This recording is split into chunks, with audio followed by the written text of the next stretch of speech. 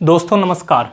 मैं अनिल कुमार लक्ष्य जी के क्लासेस में आपका स्वागत करता हूं। और जैसा कि मैंने बताया था कि हम मॉडर्न हिस्ट्री ऑफ इंडिया करें, और मॉडर्न हिस्ट्री ऑफ इंडिया में हमने दो टॉपिक कर लिए थे।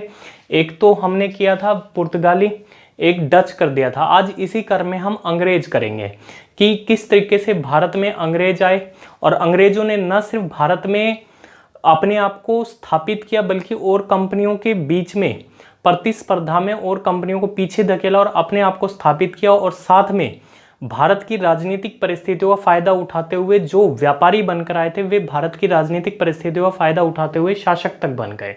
ठीक है, और लगभग अंग्रेजों ने 200 साल तक यहाँ पर राज किया। तो आज हम देखेंगे कि किस तरीके से भारत में अंग्रेजों का इमरजेंस होता है, कि कैसे भारत में ये लोग अपने आप को स्थापित कर पाते हैं और किस तरीके से इन्होंने दूसरी जो व्यापारिक कंपनियां थी उनको प्रतिस्पर्धा में पीछे धकेल दिया। उससे पहले मैं बता देता हूं, ये जो क्लास है ये यूपीएससी के लिए, यूजीसी के लिए, पीसीएस के लिए, एसएससी के लिए, एचसीएस के लिए और जो और कॉम्पिटिटिव एग्जाम्स हैं उनके लिए बहुत महत्वपूर्ण है। और खासकर ये जो टॉपिक है कि ब्रिटिशर्स इन इंडिया या अंग्रेज, भारत में अंग्रेजों का आगमन, ये टॉपिक हर पेपर में ग्रुप डी से लेकर ग्रुप ए सर्विसेज तक के लिए सबके लिए बहुत महत्वपूर्ण टॉपिक है। यहाँ से आप एक दो क्वेश्चंस देखते हैं। दूसरा, मैंने थंबनेल में भी लिखा हुआ है कि highly important for the every competitive exams. Thumbnail में इसीलिए मैं लिखता हूँ ताकि जो जिस फील्ड का है उसके लिए वो टॉपिक थोड़ा सा वो अपने आप को अलर्ट कर ले। ठीक है, लेकिन ये टॉपिक सबके लिए है। टॉपिक शुरुआत करने से पहले मैं फिर कहता हूँ कि लाइक, कमेंट्स, शेयर, सब्सक्राइब ये सब करते रहिए। हालांकि बहुत कम हो रहे हैं, जो कर रहा हूँ मैं अपने एफर्ट से कर रहा हूँ, लेकिन चलिए मेरा काम है करवाना। हाँ, दूसरा कुछ कारणों की वजह से वीडियो जरूर डिले हुए। एक तो तबीयत थोड़ी सी ठीक नहीं थी, दूसरा बाहर था मैं, तो उसके लिए क्षमा प्रार्थी हूँ। लेकिन आप अपना काम करिए, मैं अपना काम करूँगा ताकि हमें मोटिवेशन लेवल मिलता रहे। आप लाइक, कमेंट, शेयर, सब्सक्राइब ज़रूर करिएगा। ठीक है जी।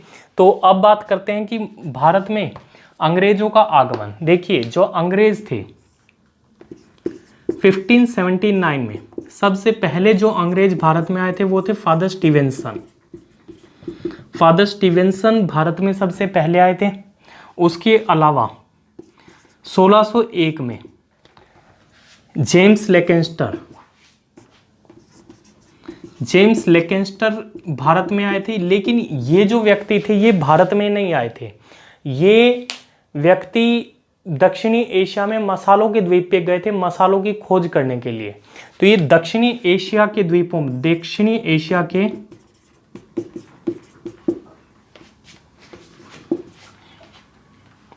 के मसाला द्वीपों पर गए और इसी क्रम में ये भारत में अंडमान निकोबार में आए थे। यानी कि ये प्रॉपर भारत में नहीं आए थे, ये दक्षिणी अंडमान निकोबार में आए थे। इनके साथ एक और थे, जॉन मिडेनॉल। ये इनके सहयोगी थे, जॉन मिडेनॉल, और ये भारत में आए थे दक्षिणी दोनों। लेकिन ये भारत में नहीं आए प्रॉपर। ये जेम्स लेकेंस्टर हैं, ये दक्षिणी एशिया में अंडमान निकोबार द्वीप समूह में आए थे, और साथ में जॉन मिडेनॉल आए। और इसी क्रम में आगे बढ़ते हुए 1604 में जॉन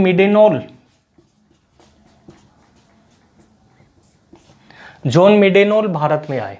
तो आप देखते हैं कि अंग्रेजों का, अच्छा, इन सब का उद्देश्य क्या था? उद्देश्य सभी का एक ही था कि भारत के बाजार में अपने आप को स्थापित करना। यानी कि भारत में व्यापारी बनकर आए थे, व्यापार करना चाहते थे ये।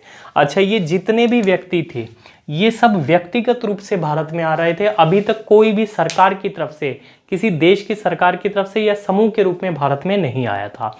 और ये जितने व्यक्ति थे, उस समय पर राजा कौन था? उस समय पर राजा थे मुगल सम्राट अकबर,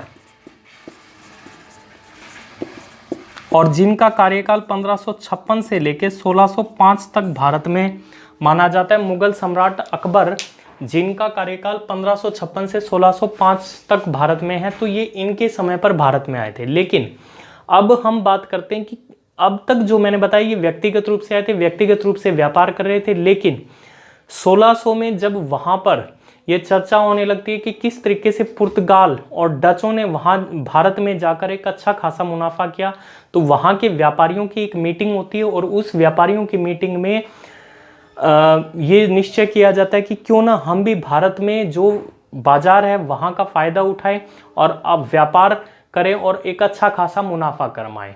तो इसी क्रम में 1600 में ब्रिटेन में एक कंपनी स्थापित होती है। उस कंपनी के बारे में हम चर्चा करते हैं कि वो कंपनी किस प्रकार थी, सरकारी थी या प्राइवेट कंपनी थी, कैसे थी, इसके बारे में हम चर्चा करते हैं। अगर देखा जाए तो वास्तविक रूप से यहीं से ही अंग्रेजों के आगमन की शुरुआत होती है। 1600 में देखिए 70 लोग होते हैं। ये लोग एक मीटिंग करते हैं और उस मीटिंग के परिणाम स्वरूप एक कंपनी की स्थापना होती है और उस कंपनी का नाम था the governor of company of merchant, the governor of the company of the merchant trading into east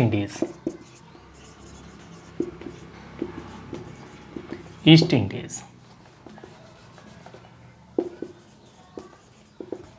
ये कंपनी स्थापित होती है, इसमें 70 लोग होते हैं, यानी कि ये एक प्राइवेट कंपनी होती है।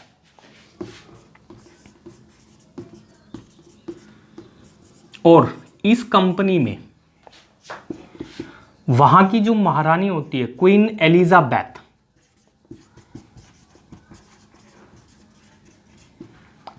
एलिजाबेथ, ये भी एक पार्टनर होती है, यानी इसका भी मुनाफा यहां से जुड़ा होता है। लेकिन चूंकि ये एक, मैंने बताया 70 लोगों से मिलकर बनी हुई है, तो ये कोई सरकारी कंपनी नहीं थी, ये एक प्राइवेट कंपनी थी जो भारत में आती है और इसे भारत में 15 वर्षों के लिए व्यापार करने की अनुमति मिलती है। बाद में परिस्थितियों को देखते हुए इस परमिशंस को बढ़ा दिया जाता है। ठीक है, तो क्वीन एलिजाबेथ 70 लोगों की कंपनी है, the governor of company of merchant trading into east Indies, ये इस कंपनी का नाम होता है। इस कंपनी के जो गवर्नर होते हैं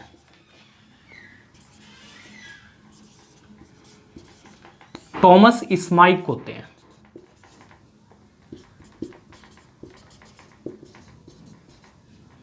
थॉमस स्माइक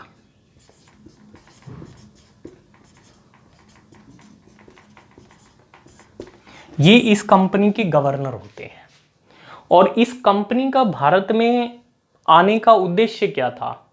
यहां उद्देश्य थोड़ा सा बदल भी जाता है। यहां पर एक उद्देश्य नहीं होता बल्कि 2 उद्देश्य होते हैं। M,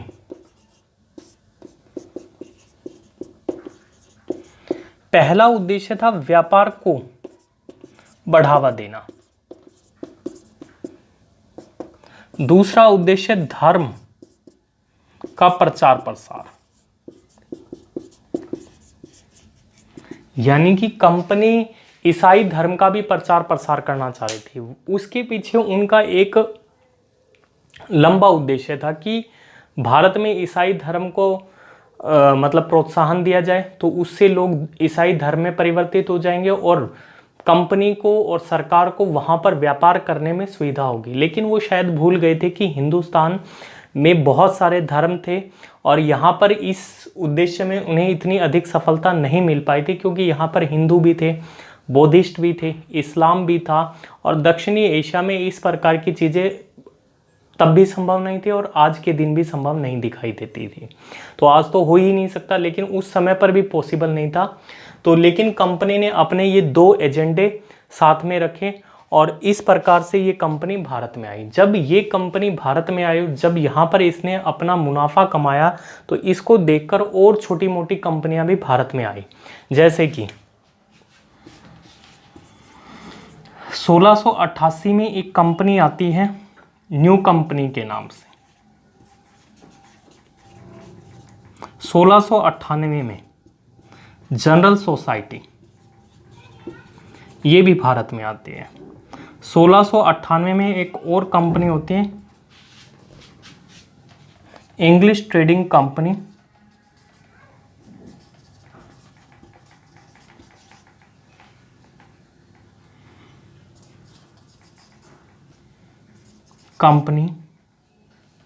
English trading company to the East Indies, to East, English trading company to East. ये सभी कंपनियां भारत में आती हैं और आखिर में जाकर ये सभी कंपनियां एक ही बन जाती हैं। और ये जितनी भी कंपनी थी, the governor of company of merchant trading to the East Indies हो, या 1688 में न्यू कंपनी हो, 1698 में जनरल सोसाइटी हो, 1698 में English trading company to the East, ये सभी एक बन जाती है। ये प्रस्ताव 1702 में लेके आया गया जाता है और 1708 में ये प्रस्ताव लेके आया जाता है और 1708 में इसको इम्प्लीमेंट कर दिया जाता है। तो 1702 में प्रस्ताव जो लाया जाता है उसे 1708 में इम्प्लीमेंट कर दिया जाता है और सभी कंपनियों को एक बना दिया जाता है और इसका नाम रखा जाता है the United company of merchant, the United company of merchants trading to the East, to the East. इसी कंपनी का नाम रखा जाता है the United company of merchant trading to the East. और जैसा कि अभी आपने देखा, ये सभी नाम बड़े मुश्किल नाम हैं। बेशक वो 1600 में जो शुरू में नाम आया हो या बाद में जो नाम आए हो, new company, general society, English trading company to the East हो, तो इन और ये जो अब the United company of merchant trading to the East, ये बहुत टफ नाम थे। तो इसीलिए 1833 में इसी कंपनी का नाम बदलकर ईस्ट इंडिया कंपनी रख दिया जाता है।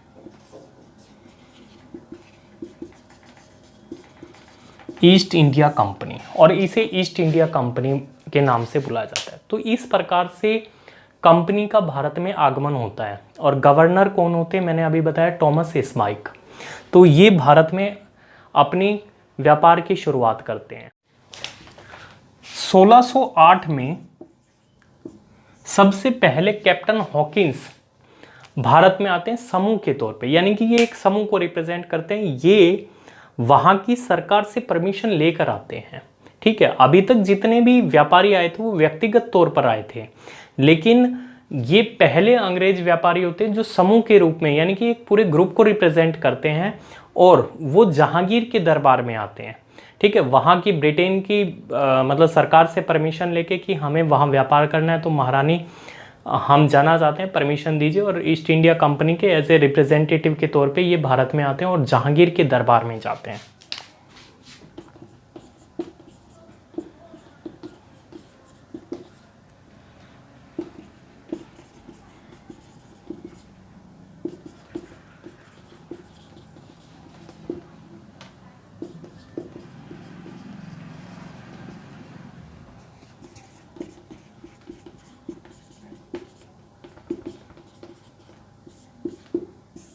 कैप्टन हॉकिंस, तो ये पहले अंग्रेज व्यापारी थे। अगर क्वेश्चन आ जाता है कि पहले अंग्रेज व्यापारी जो सरकारी अनुमति पर आए थे वो थे कैप्टन हॉकिंस। ठीक है, और ये भारत में जाते हैं। आने का उद्देश्य सबको पता है कि यहाँ पर व्यापार करना, यहाँ की व्यापारिक परिस्थितियों में का फ़ायदा उठाकर व्यापार को बढ़ावा देना, ईस्ट इंडिया कंपनी को प्रमोट करना, ईस्ट इंडिया कंपनी के व्यापार को प्रमोट करना। और ये जहांगीर के दरबार में जाते हैं और कहते हैं सर हमें परमिशन चाहिए, हम भारत में व्यापार करना चाहते हैं। चूंकि उसी समय पे पुर्तगालियों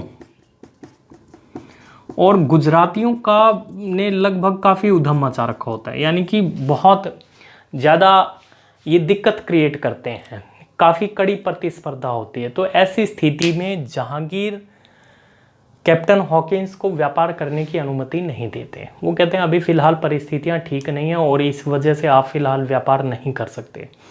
तो यानी एक तरीके से देखा जाए तो कैप्टन हॉकिंस के मंसूबे पर पानी फिर चुका था। लेकिन कैप्टन हॉकिंस दो भाषाओं के बहुत ज़बरदस्त जानकार थे, एक तो तुर्की और एक फारसी।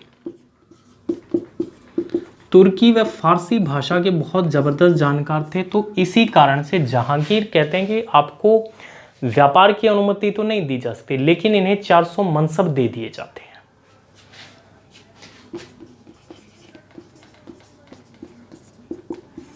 400 मनसब इन्हें दे दिए जाते हैं।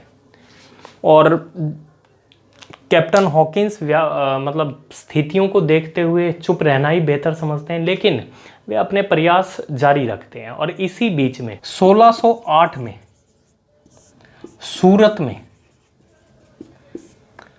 वहां के शहजादे थे उस समय पे खुर्रम, मुगल शहजादे खुर्रम जो बाद में शाहजहां के नाम से जाने जाते हैं, जो राजा बने भारत में, उनसे परमिशन ले लेते हैं एक अस्थाई फैक्ट्री स्थापित करने की।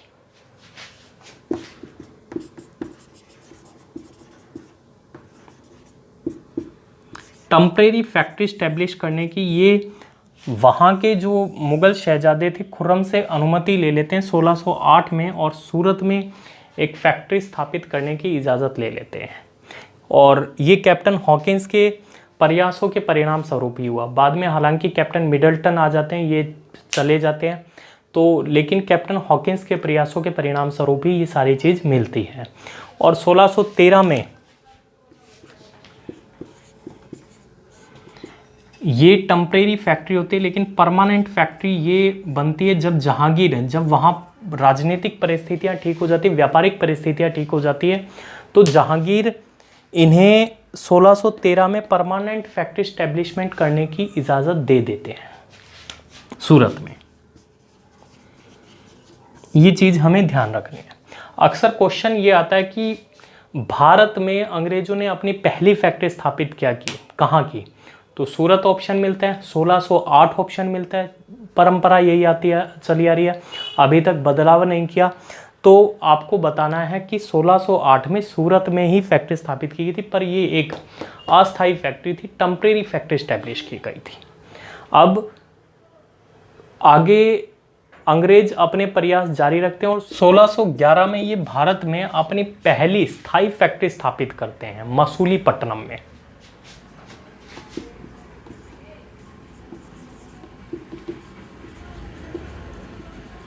मसूलीपट्टनम जो कि उस समय गोलकुंडा राज्य में पड़ता था।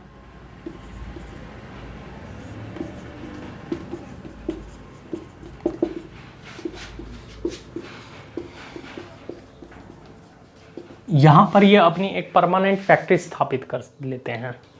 इसके पीछे भी एक कारण ये था कि अंग्रेजों, अभी तक क्या था कि पुर्तगालियों को बहुत स्ट्रॉन्ग समझा जाता है, लेकिन 1611 में एक युद्ध होता है, स्वावलिक का युद्ध, और उस युद्ध में अंग्रेजों ने पुर्तगालियों को हरा दिया था। तो इस स्थिति को देखते हुए जहांगीर ने सोचा कि जब ये इतनी बड़ी ताकत को इतनी आसानी से हरा सकते हैं, तो क्यों न इनके साथ मित्रतापूर्वक व्यवहार किया जाए। और इसी वजह से ये फैक्ट्री स्थापित की जाती है मसूलीपट्टनम में, इनको इजाज़त मिल जाती है।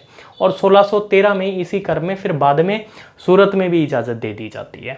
तो 1611 में मसूलीपट्टनम में ही गोलकुंडा में इनको, जो कि गोलकुंडा में है, यहाँ पे ये, और ये जो फैक्ट्री है, तो that means this is the first factory in India established by the Britishers.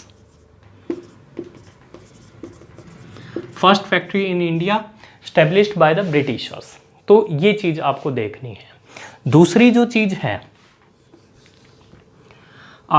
दूसरा क्वेश्चन यहाँ पे ये भी आता है, फर्स्ट अगर आपसे ये पूछ लिया जाता है दक्षिणी भारत में first factory in the south India कौन सी थी, तो वो भी यही मानी जाएगी।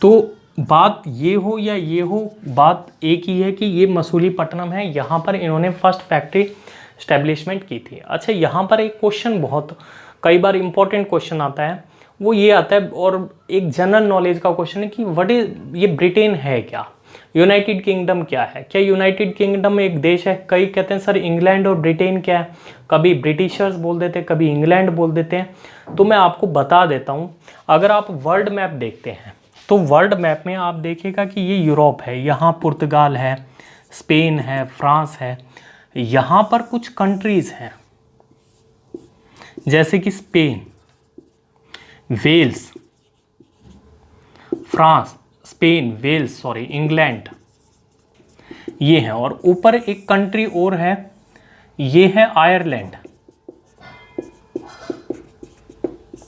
और यहां है नॉर्थ आयरलैंड। तो यूनाइटेड किंगडम का मतलब क्या है? यूनाइटेड किंगडम का मतलब है स्पेन प्लस इंग्लैंड प्लस में वेल्स, वेल्स प्लस में आयरलैंड, इन सब को मिलाकर यूनाइटेड किंगडम बोला जाता है। नॉर्थ आयरलैंड नहीं शामिल होगा। तो स्पेन, और ये लोग ब्रिटेन से एक चैनल है, इंग्लिश चैनल बोलते हैं हम उसको, तो इंग्लिश चैनल से ये दूर है। तो यहाँ से ये मतलब है। अच्छा, ब्रिटेन क्या? ब्रिटेन एक ज्योग्राफिकल टर्म है, यूनाइटेड किंगडम है ये पॉलिटिकल टर्म है। और अगर आपने पीछे से स्कॉटलैंड, स्कॉटलैंड नॉट स्पेन, यहाँ स्पेन तो आ गया ना, स्कॉटलैंड, सॉरी। तो पीछे से स्कॉटलैंड ने ये डिमांड भी की थी, वहाँ पे एक ये चला था कि हम क्यों ना ब्रिटेन से अलग हो जाएं, यूनाइटेड किंगडम से अलग होना चाह रहे थे। लेकिन फिर रेफरेंडम करवाया और वो रेफरेंडम विरोध में आया, वहाँ के लोगों ने इस चीज़ को मना कर दिया, तो इसलिए ये इशू खत्म हो गया। तो यूनाइटेड किंगडम ये है। तो ये टर्म आपको एक बार जरूर ध्यान रखनी चाहिए कि किस तरीके से क्या था। अब हम आगे चलते हैं कि 1611 में इनको परमिशन मिल चुकी थी। अब इसी क्रम में 1632 में एक गोल्डन डिक्री मिलती है इनको। और ये गोल्डन डिक्री कहां से मिलती है इनको? गोलकुंडा के महाराज से मिलती है।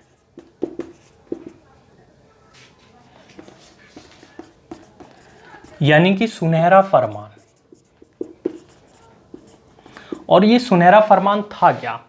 गोलकुंडा के महाराज से इन्हें ये मिलता है कि सिर्फ 500 पैगोंडा, पैगोंडा मैंने बताया था सोने की मुद्रा होती है। वैसे तो पैगोंडा जो है एक मंदिर बनाने की आर्ट होती है, लेकिन यहाँ जो पैगोंडा है वो सोने की मुद्रा है, सिक्का है। तो केवल 500 पैगोंडा में वर्ष में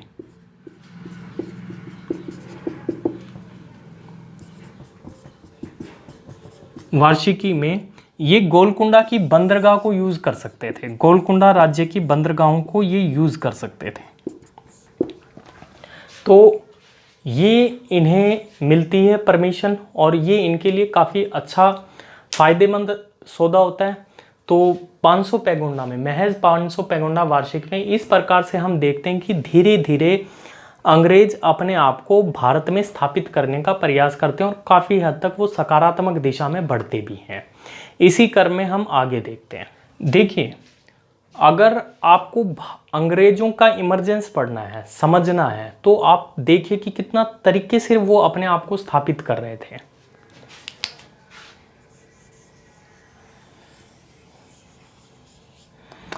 अब इन्होंने मसूलीपट्टनम में अपनी पहली फैक्ट्री लगा ली है, गोलकुंडा के राज्य से परमिशन ले ली, और सूरत में अपनी फैक्ट्री लगा ली। अगर आप उस समय देखें तो 3 महत्वपूर्ण स्थान होते थे जहां पे अंग्रेजों ने अपनी स्थिति को सुदृढ़ किया। बाद में वो प्रेसिडेंसीज भी बनी, और वहां से फिर इन्होंने अन्य कंपनियों के साथ प्रतिस्पर्धा भी की, और अपने आप को एक काफ़ी मजबूत स्थिति में ले गए।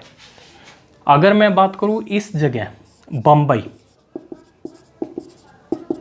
यहां पर बात करता हूं मद्रास,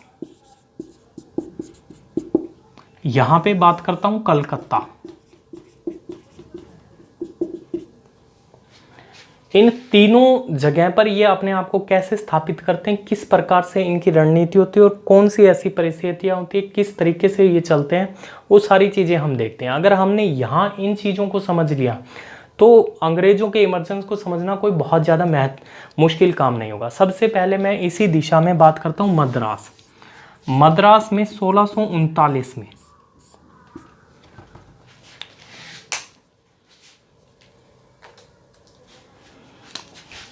मद्रास में 1639 में ये फैक्ट्री स्थापित करते हैं, और ये फैक्ट्री स्थापित करते हैं चंद्रगिरी के राजा से किंग ऑफ चंद्रगिरी राजा से पट्टे पर जमीन लेते हैं, यानी कि लीज पर जमीन लेते हैं और यहां पर अपनी फैक्ट्री स्थापित कर लेते हैं। फैक्ट्री मैंने पहले भी बताया था पिछली क्लासेस में कि फैक्ट्री का मतलब क्या है। फैक्ट्री का मतलब यहाँ कोई प्रोडक्शन नहीं हो रहा। फैक्ट्री का मतलब है ब्रिटेन से जो बना बनाया माल है वो यहाँ आएगा और यहाँ से रॉ मटेरियल ब्रिटेन की तरफ जाएगा। तो और इस कर में ये लोग मुनाफा कमाते थे, इसी को हम फैक्ट्री बोल देते हैं। यहाँ कोई प्रोडक्शन नहीं होगा।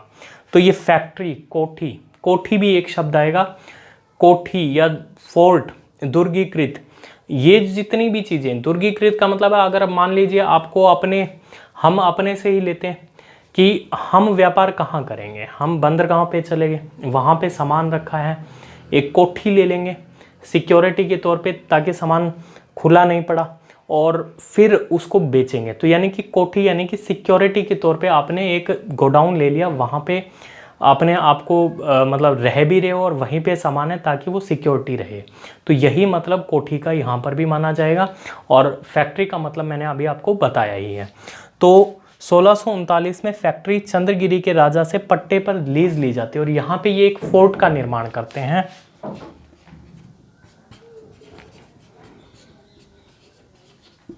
Fort Saint George, Fort Saint George. और इस फोर्ट के बाकायदा एक गवर्नर भी होते हैं और उनका नाम होता है फ्रांसिस डे।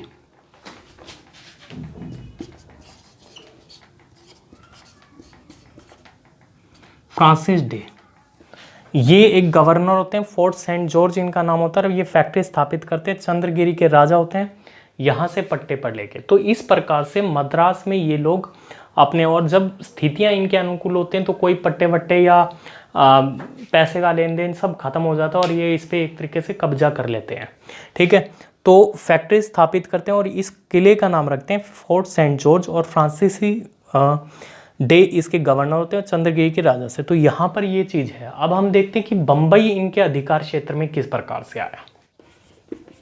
बम्बई, देखिए बम्बई इनके लिए काफ़ी फायदेमंद सौदा रहा है। यहाँ पे इन्हें किसी प्रकार का संघर्ष नहीं करना पड़ा। बम्बई इनको पुर्तगालियों से मिला था। अगर इस चीज़ को समझना है तो थोड़ा सा हम वहाँ की स्थितियों में जाते हैं। देखिए पुर्तगाल की एक राजकुमारी थी जिसका नाम था कैथरीन।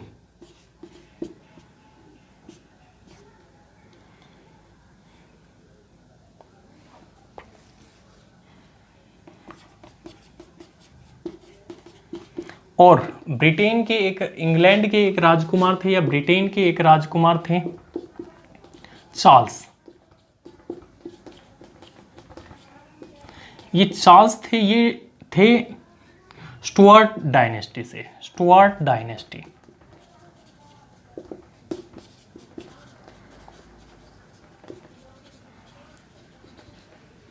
स्टुअर्ट डायनेस्टी से ये संबंध रखते थे। अगर मैं क्वीन एलिजाबेथ की बात करूं तो उनकी जो डायनेस्टी थी वो ड्यूडर वंश से संबंध रखते थे। क्वीन एलिजाबेथ,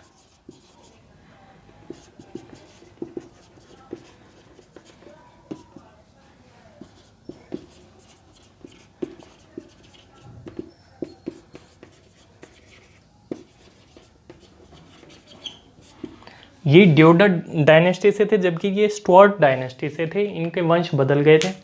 तो इसका विवाह इससे हुआ, कैथरीन से, और जिसका परिणाम क्या हुआ कि चार्ल्स को बम्बई जो थी वो ध्यान रखना है, बम्बई दहेज के रूप में मिली थी। यानी कि देखा जाए तो वहाँ भी दहेज प्रथा थी। ठीक है, तो बम्बई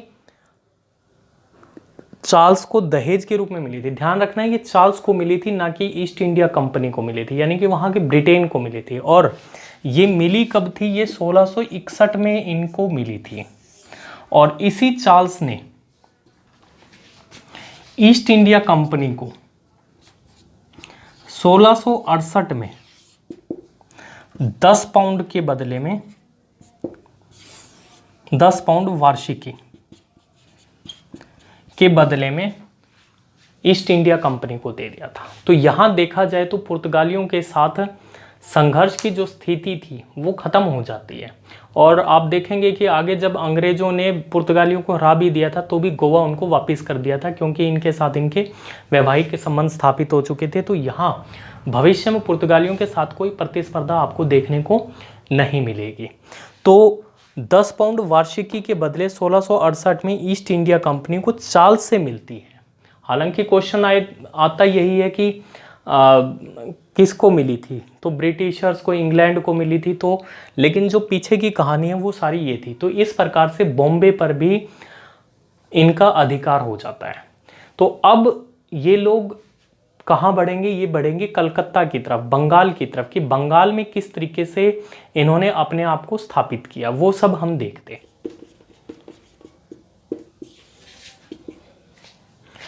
देखिए, बंगाल को शुरू करने से पहले मैं आपको बता देना चाहता हूं कि बंगाल के बारे में ये कहा जाता है जिसके पास बंगाल है वो पूरे भारत में शासन करेगा।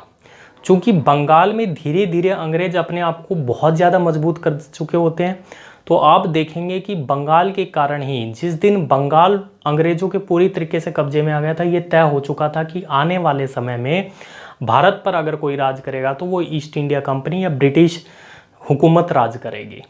तो क्यों इतना कहा जाता है, क्योंकि बंगाल का मतलब उस समय का बंगाल अगर देखा जाए तो आज के बंगाल जैसा नहीं था, पश्चिमी बंगाल नहीं है। उस समय के बंगाल के अंदर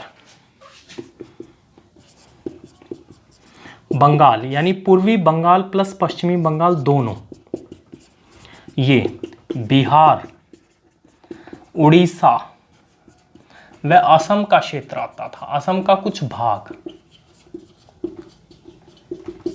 ये सारा मिलाकर बंगाल बोला जाता था। और ये किस लिए हर राजा के लिए महत्वपूर्ण था, यहां से सबसे ज्यादा टैक्स रेवेन्यू आता था।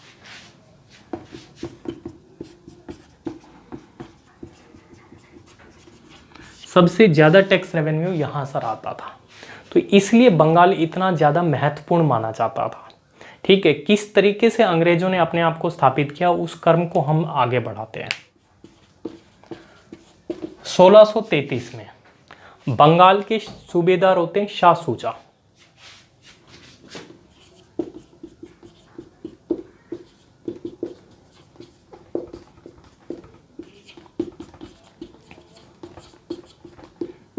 अंग्रेज वहां जाते हैं, अंग्रेज इनको थोड़ा सा अपीज करते हैं, मतलब इनकी खुशामदी करते हैं, और इसी खुशामदी के परिणाम स्वरूप बंगाल में अंग्रेजों की शुरुआत होती है। और शाह सूजा इन्हें 3 जगह पर फैक्ट्री स्थापित करने की इजाज़त दे देते हैं।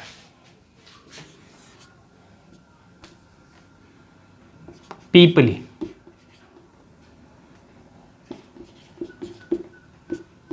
बालासोर, हरिहरपुर। तो इन 3 जगह पर ये फैक्ट्री स्थापित करने की इजाज़त दे देते हैं, पीपली, बालासोर, हरिहरपुर। और इस जगह फैक्ट्री स्थापित करने के पीछे कारण क्या था कि यहाँ पर अंग्रेजों के तो फ़ायदा था ही था, यहाँ पर मुगलिय सल्तनत का कम फ़ायदा था, जबकि बंगाल के सूबेदार शाह सूजा का सबसे अधिक फ़ायदा था, पर्सनल फ़ायदा था, इसीलिए इनको इजाज़त दे देते हैं। और आगे चलकर 1651 में शाह सूजा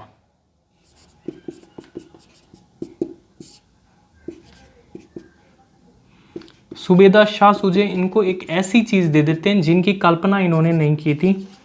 बंगाल के सूबेदार इनको 3000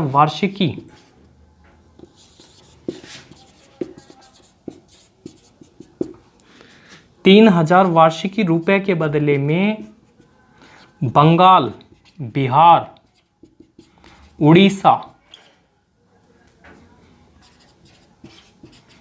उड़ीसा के क्षेत्र में टैक्स फ्री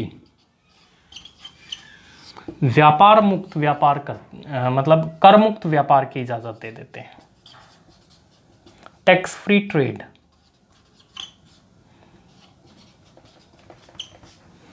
कर मुक्त व्यापार की अनुमति दे देते हैं। तो ये अपने आप में एक बहुत बड़ी डेवलपमेंट होती है कि एक अंग्रेज़ों पर इतनी ज़्यादा मेहरबानी की जाती। शायद ये इस बात से अनभिज्ञ थे कि आने वाले समय में यही गलतियां भारत के लिए कितनी भारी पड़ेंगी।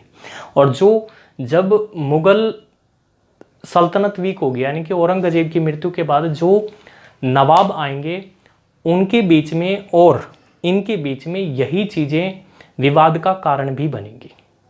जब ये बातें औरंगज़ेब को पता लगती है कि मुगलिया सल्तनत को टैक्स की हानि हो रही है और जबकि वहाँ के जो पर्टिकुलरली नवाब हैं उनको पर्सनल लेवल पे फ़ायदा मिलता है, तो ये अंग्रेज़ों के साथ बातचीत करते हैं और अंग्रेज़ इन्हें भी मना लेते हैं। और बातचीत ये होती कि मुगलिया सल्तनत को टैक्स मिलेगा और हमें व्यापार करने की इजाज़त दे दी जाए। तो 1667 में औरंगज़ेब से इन्हें ट्रेडिंग की यानी व्यापार करने की इजाज़त मिल जाती है। और फ़ायदा मुग़ल सल्तनत को क्या होता है कि मुग़ल सल्तनत को फ़ायदा होता है कि उन्हें टैक्स मिलता है।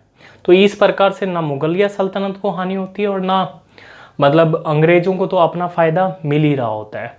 वो बेशक शाह शुजा के साथ पर्सनल तौर पे व्यापार करने में मिले या फिर अंग्रेज़ों औरंगज़ेब के साथ ऑफिशियली समझौता करके मिले, लेकिन औरंगज़ेब को भी धीरे धीरे ये एहसास होने लगा था कि अंग्रेज़ इतने ज़्यादा बेहतर नहीं है जितने आप समझ रहे हो। तो उसी परिणाम स्वरूप 1686 में एक संघर्ष भी देखने को मिलता है। 1686 में औरंगज़ेब ने हुगली में अंग्रेज़ों की मनमानी को रोकने के लिए, अंग्रेज़ों की तो अपनी एक फितरत थी कि वो अपनी मनमानी करते थे, लूट खसोट की राजनीति करते थे और सिर्फ अपना फ़ायदा दूसरे के नुकसान किस हद तक हो जाए ये उनकी सबसे बड़ी प्राथमिकता रहती थी। तो इसी वजह से अंग्रेज़ों में और औरंगज़ेब में एक संघर्ष देखने को मिलता है और इसके परिणाम स्वरूप अंग्रेज़ों को हुगली से खदेड़ दिया जाता है। औरंगज़ेब 1686 में अंग्रेज़ों को हुगली से खदेड़ देते हैं।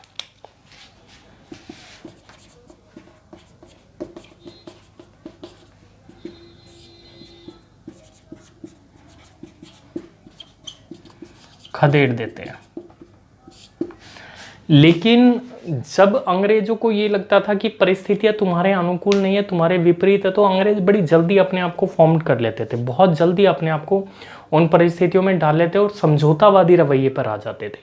और इसी के परिणाम स्वरूप जब अंग्रेज़ों को हुगली में नुकसान उठाना पड़ा तो एक व्यक्ति, एक अंग्रेज़ को भेजा जाता है, सर जॉन चाइल्ड।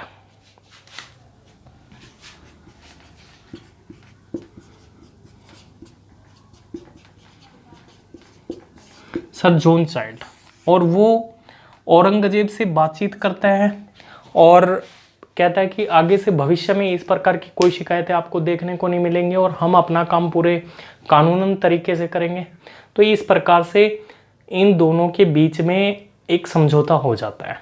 तो यहाँ पर हम देखते हैं कि अंग्रेज़ों की कुछ क्वालिटीज़ और औरंगज़ेब या वहाँ के जो भारतीय राजा थे उनकी अदूरदर्शिता, ये दोनों कारण थे जो भारत को गुलाम बनाते हैं और अंग्रेज़ों को अपनी स्थिति मजबूत करने पे स्थिति मजबूत हो जाती है उनकी। तो इसी क्रम में 1698 में हम देखते हैं कलकत्ता में फैक्ट्री स्थापित की जाती है, कलकत्ता में किला स्थापित किया जाता है। 1698 कलकत्ता में किले का निर्माण।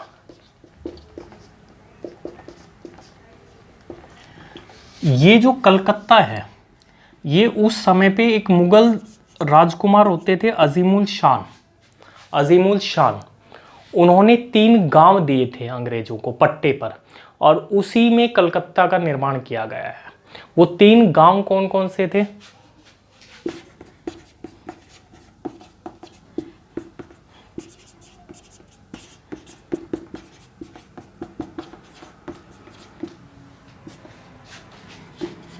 कालिकता, सूतानती और गोविंदपुरी। इन 3 गांवों के पट्टे पर मिलने से कलकत्ता का निर्माण हुआ। ये दिए किसने थे? अजीमुल शान ने दिए थे, कालिकता, सूतानती और गोविंदपुरी। और यहाँ पर इनके परिणाम स्वरूप कलकत्ता में ये लोग किले का निर्माण करते हैं और इस किले का नाम रखते हैं फोर्ट विलियम।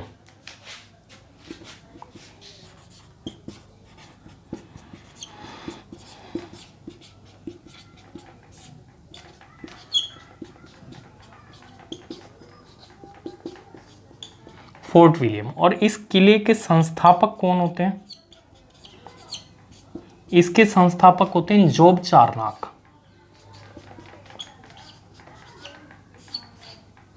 जोब चारनाक।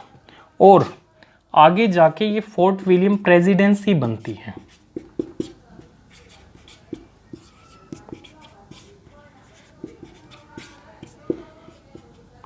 और इसके प्रथम अध्यक्ष कौन से, कई बार पूछा जाता है।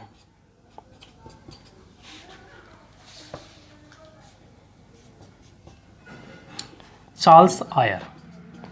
तो इस प्रकार आप देखते हैं कि कलकत्ता में किले का निर्माण किया जाता है और कलकत्ता अजीमुल शान कालिकता सुतीनती गोविंदपुरी के परिणाम स्वरूप होते हैं और इस किले का नाम रखा जाता है फोर्ट विलियम और इसके संस्थापक होते हैं जॉब चारनाक और प्रथम अध्यक्ष इसके चार्ल्स नायर होते हैं फोर्ट विलियम। और कलकत्ता इनके लिए इतना महत्वपूर्ण होता है कि 1911 तक भारत की जो राजधानी थी वो कलकत्ता थी, उसके बाद दिल्ली स्थानांतरित की जाती है।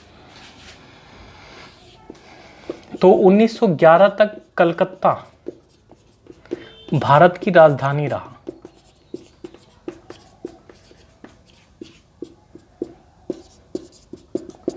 ये चीज आपको ध्यान रखता है। अब एक ऐसी घटना घटेगी जिसके परिणाम स्वरूप भारत हमेशा के लिए गुलामी की दंशता में फैल जाएगा। वो कौन सी घटना थी जिसके परिणाम स्वरूप भारत गुलामी की ओर बहुत तेजी से अग्रसर हो रहा था और भारतीय राजाओं को शायद इसका इल्म भी नहीं था और अंग्रेज अपने पैर बहुत मजबूती से भारत में स्थापित कर रहे थे और राजनीतिक परिस्थितियों के परिणाम स्वरूप धीरे धीरे अंग्रेज भारत में शासक बनने की तरफ अग्रसर थे। 1717 एक घटना घटती है। मुगल सम्राट फर्रुखसियर, जिन्हें लंपट मूर्ख भी कहा जाता है, ये क्वेश्चन बहुत बार एसएससी में आ चुका है। लंपट मूर्ख किस मुगल बादशाह को कहा जाता है? तो वो मुगल सम्राट फर्रुखसियर। और आप देखिएगा भी किस वजह से इनको लंपट मूर्ख कहा गया है। जो संज्ञा दी गई है वो शायद उचित है। ठीक है, मुगल सम्राट फर्रुखसियर को एक फोड़ा हो जाता है, वाई फोड़ा हो जाता है और इसी फोड़े का, आज फोड़े का इलाज कोई बहुत ज़्यादा मुश्किल नहीं है लेकिन उस समय पर बहुत ज़्यादा मुश्किल था और शहंशाह को फोड़ा हो गया तो ऑब्वियस सी बात है कि बहुत बड़ी बीमारी थी और जो ठीक नहीं हो रहा था। तभी अंग्रेज मिलते हैं। अंग्रेज कहते हैं कि सर हम इसका इलाज करवा सकते हैं, हम डॉक्टर बुला लेते हैं इंग्लैंड से। और इंग्लैंड से डॉक्टर बुलाया जाता है, डॉक्टर हैमिल्टन।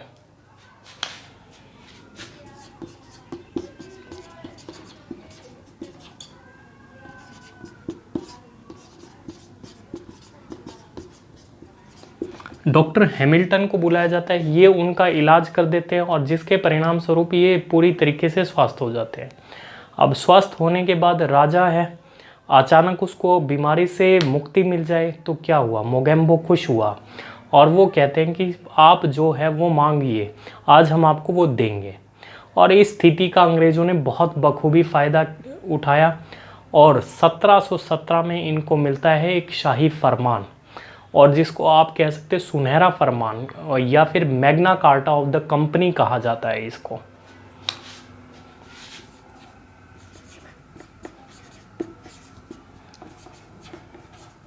शाही फरमान यानी कि ऑफिशियल डिक्री, और जिसे अंग्रेजों ने कहा मैग्ना कार्टा ऑफ कंपनी।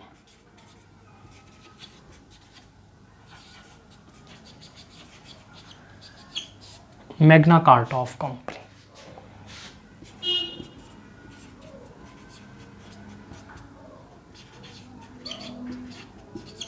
और इस मैग्ना कार्टा में क्या था, और यही मैग्ना कार्टा आने वाले समय में जब बंगाल में नवाब अपने आप को स्वतंत्र घोषित कर लेते हैं, ये जो मैग्ना कार्टा की शर्तें थी ये बहुत बड़े विवाद का कारण बनेंगी और इसी के परिणाम स्वरूप नवाबों के और अंग्रेजों के बीच में एक लड़ाई होगी।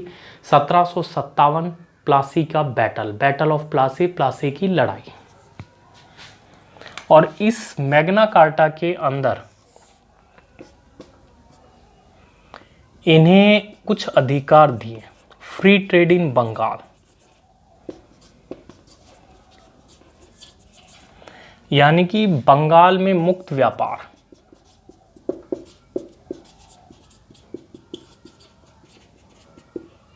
और ये मुक्त व्यापार केवल इन्हें 10,000 रुपये वार्षिकी के बदले दिया गया। फ्री ट्रेड इन सूरत,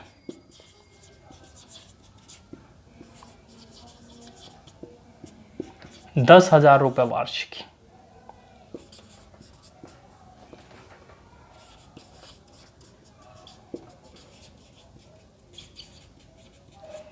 तीसरा, ओपन मिंट इन मुंबई,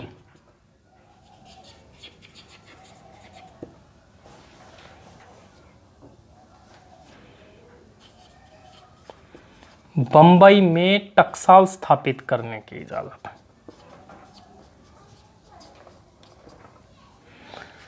तो ये 3 ऐसी चीजें थी जो अंग्रेजों के लिए कहीं ना कहीं पारस का पत्थर साबित हुई। यानी कि जिस चीज के इंतजार में अंग्रेज थे शायद उनको वो मिल गई। यानी कि फ्री ट्रेड इन बंगाल, सिर्फ 10,000 रुपये वार्षिकी के बदले आप कितना ही व्यापार कीजिए। और फ्री ट्रेड इन द सूरत, यानी कि सूरत में 10,000 रुपये वार्षिकी के बदले में आपको वहां भी व्यापार करने के। और जो सबसे इंपॉर्टेंट चीज थी ओपन मिंट, यानी कि भारत में अंग्रेज अपने सिक्के चला सकते हैं। अब इकोनॉमिक्स की थोड़ी सी भी समझ रखने वाला व्यक्ति कहेगा कि ये क्या था। यानी कि मुगल सल्तनत के सिक्कों के साथ साथ अंग्रेजों के भी सिक्के चलेंगे और धीरे धीरे आप देखिएगा कि मुगल सिक्कों की वैल्यू कम हो जाएगी और अंग्रेजों के सिक्के भारत में वर्चस्व स्थापित करेंगे। भारत में व्यापार में अंग्रेजों के सिक्कों की डिमांड बढ़ जाएगी।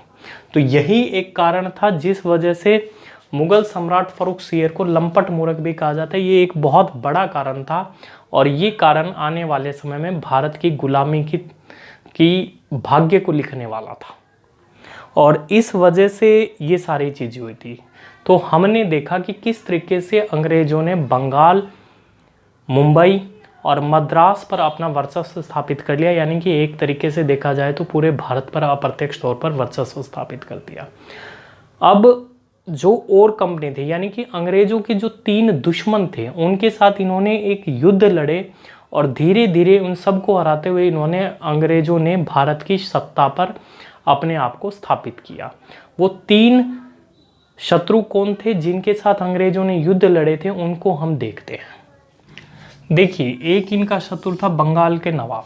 वहाँ ये प्लासी की लड़ाई करेंगे और नवाब सिराजुद्दौला को हरा देंगे और इस प्रकार से बंगाल इनके अंदर आ जाएगा। और मैंने जैसे कि पहले बताया कि बंगाल पर जिसने कब्जा कर लिया उसने अप्रत्यक्ष तौर पर भारत पर कब्जा कर लिया। दूसरा, डचों को ये बदेरा के युद्ध में हरा देंगे। हमने पहले भी पढ़ा कि बदेरा के युद्ध में इन्होंने डचों को हरा दिया, मैंने जब डच पढ़ाया था वहाँ पर।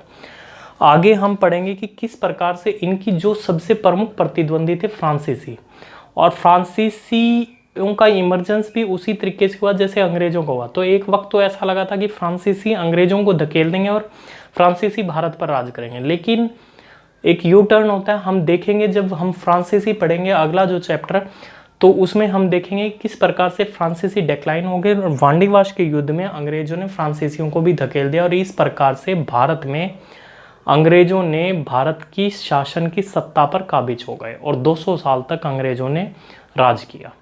तो ये था अंग्रेजों का आगमन, क्योंकि अंग्रेज का डेक्लाइन और अंग्रेजों के परिणति या अंग्रेजों का डेक्लाइन या अंग्रेजों का पतन तो हमें आगे तक पढ़ना है। पूरी मॉडर्न हिस्ट्री में अब हमने अंग्रेजों को ही पढ़ना है।